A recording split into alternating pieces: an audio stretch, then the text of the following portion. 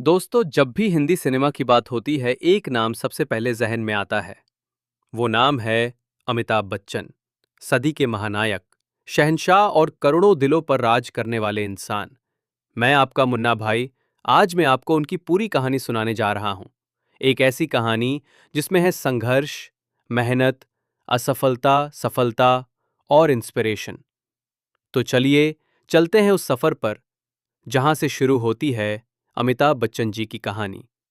अमिताभ बच्चन का जन्म 11 अक्टूबर 1942 को उत्तर प्रदेश के इलाहाबाद में हुआ था, यानी आज के प्रयागराज से जना जाता है। उनके पिता हरिवंश राय बच्चन हिंदी के महान कवि थे, जिनकी कविताएं आज भी लोगों को प्रेरणा देती हैं। उनकी माता तेजी बच्चन घर संभालने के साथ साथ थिएटर और कला से जुड़ी हुई थीं। बचपन से ही अमिताभ जी साहित्य और संस्कृति के माहौल में पले बढ़े। वे पढ़ाई में भी बहुत अच्छे थे।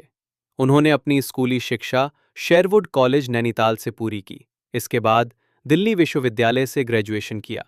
कॉलेज के दिनों में वे नाटकों और डिबेट्स में हिस्सा लेते थे।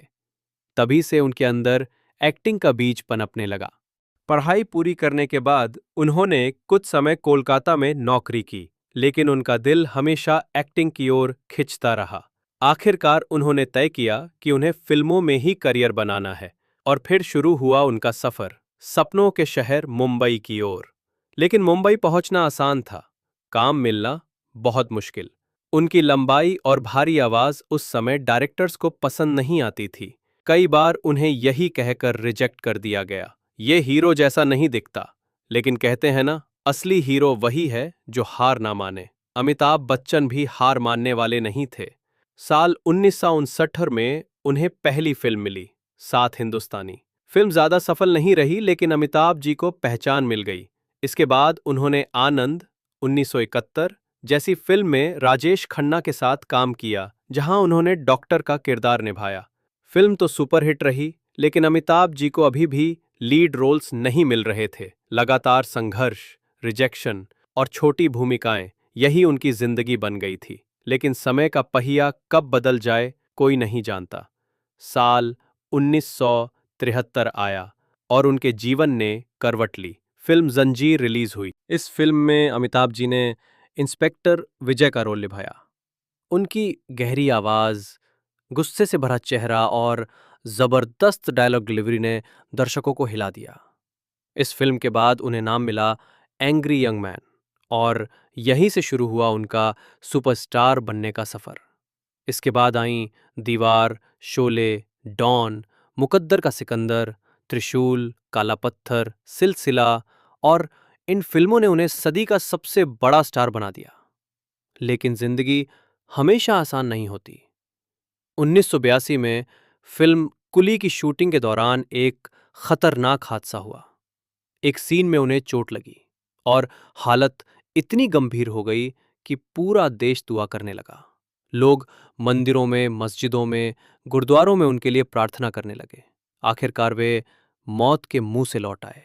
उस दिन से लोग उन्हें सिर्फ सुपरस्टार नहीं, बल्कि जीवित भगवान मानने लगे। लेकिन 90 के दशक में उनका करियर नीचे गिरने लगा। उनकी फिल्में फ्लॉप होने लगी। उनकी company ABCL, Amitabh Bachchan corporation limited को भारी नुकसान हुआ और वे कर्ज में डूब गए। ऐसा लग रहा था कि उनका सफर यही खत्म हो जाएगा। लेकिन असली शहंशाह कभी हार नहीं मानते। साल 2000 में उन्होंने टीवी शो कौन बनेगा करोड़पति से शानदार वापसी की। ये शो सुपर हिट हुआ और अमिताभ जी ने फिर साबित कर दिया कि असली सितारे कभी डूबते नहीं, बल्कि और भी चमकते हैं। आज अमिताभ बच्चन 200 से ज्यादा फिल्मों में काम कर चुके हैं। उन्हें भारत सरकार ने पद्मश्री, पद्म भूषण और पद्म विभूषण जैसे सर्वोच्च सम्मान दिए हैं। सिर्फ फिल्मों में ही नहीं, वे टीवी, विज्ञापन और सोशल मीडिया पर भी उतने ही सक्रिय हैं। उनकी जिंदगी हमें ये सिखाती है कि संघर्ष कभी बेकार नहीं जाता। मेहनत और धैर्य से इंसान हर मुश्किल को हरा सकता है। दोस्तों, यही है सदी के महानायक अमिताभ बच्चन की प्रेरणादायक कहानी। एक ऐसा इंसान जिसने हमें सिखाया कि असली नायक वही है जो कभी हार न माने। और यही वजह है कि आज भी लोग उन्हें दिल से कहते हैं शहंशाह, सदी के महानायक अमिताभ बच्चन।